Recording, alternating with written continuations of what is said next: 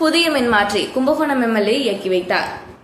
Kumbakonam SP நகர் மற்றும் எழில் நகர் பகுதியில் low voltage தவிர்க்கும் வகையில் புதிய 100 kVA மின்மாற்றி அமைக்கப்பட்டது.